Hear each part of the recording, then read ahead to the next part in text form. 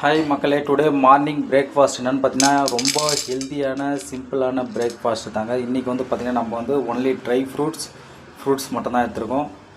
Try grapes black colour சீடோடு இருக்கும் பார்த்திங்கன்னா. Next வந்து பார்த்திங்கன்னா அத்திப்பழம் 2 எடுத்துருக்கோம். டேட்ஸ் வந்து பார்த்திங்கன்னா ஒரு 3 டேட்ஸ் எடுத்துருக்கோம்.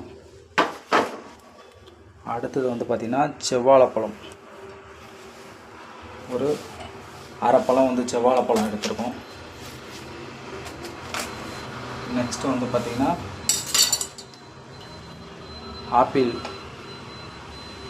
இவ்வளோதாங்க மார்னிங் பிரேக்ஃபாஸ்ட். ரொம்ப சிம்பிள் அண்டு ஹெல்த்தியான பிரேக்ஃபாஸ்ட்.